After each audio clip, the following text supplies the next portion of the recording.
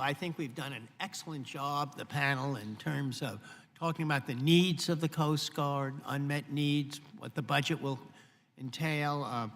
Also on the importance, I think, Admiral Poulin and also Admiral Abel talking about the importance of relationships with our Central American neighbors.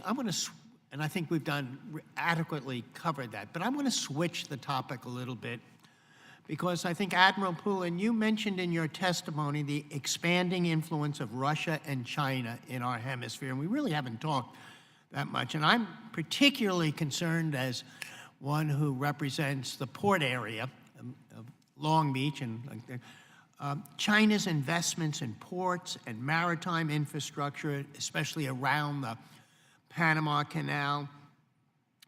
Can you tell us what you're doing to combat this, what Southcom is doing to promote transparency, and how you're dealing with this growing presence of both Russia and especially China in our region?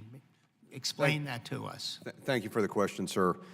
We are very concerned with the growing influence of both China and Russia in the Southcom area of responsibility, the Western Hemisphere. Yes. I did bring with me 2 placemats that capture what we see as the growth and influence, and I'm happy to share these with the committee, and I will leave these behind.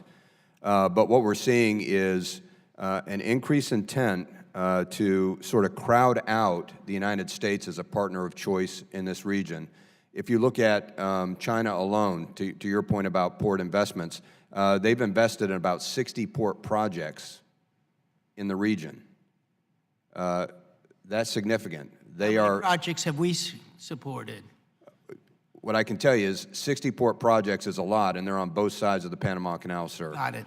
So it's a great concern to us. The amount of investment that they're doing in infrastructure, the IT investment from Huawei and ZTE, which creates complications for us because that is now becoming a backbone of the IT infrastructure for many of our partner nations, compromises our ability to get in there and work with them about security concerns. Russia's malign influence is growing as well. They are mounting a huge disinformation campaign, changing the narrative about the goodwill and the good work that the United States is doing. China is supporting the Venezuelan regime. They are the largest creditor of Venezuela, $20 billion in loans and about $1 billion in providing military equipment. Russia and Cuba are malign actors as well that are propping up the illegitimate Maduro regime. So those are just some small examples of how concerned we are about their influence. What we can do about it, sir, is we become good partners. Presence matters. Presence matters a whole lot. We need to continue to do international military education and training to make enduring partnerships in the region. We need to continue to be present with assets. We need to continue to be present with our special operations forces doing training. Military-to-military engagement and persistent presence is absolutely essential to making sure that we retain our status as a partner of choice and limit opportunities for malign influence by Russia and China. Again, I'm going to ask Admiral Abel. I say again that, as I said before, the cutting off of foreign aid at a time when we are watching our enemies investing tremendously in this region is very frightening to me. Admiral Abel, do you have anything else just to add? to add on to what Admiral Poulin mentioned, the Coast Guard offers a very good model for these partner countries. If we have some excess defense articles that we can transfer to them, we can teach them on the maintenance. And if they model their Coast Guards or their navies like the United States Coast Guard, that's a good fit. The United States Navy with large ships is pretty intimidating, and it's not a model that fits well with many of these Central and South American countries.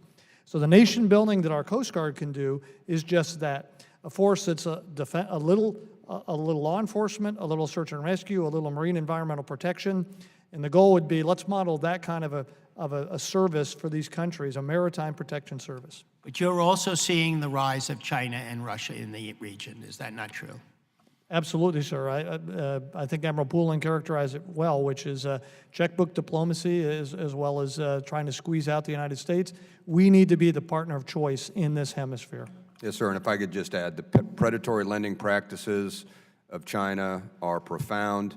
About 19 of 33 countries in the region have joined their Belt and Road Initiative. That's a huge concern of ours. Thank you, and I yield back.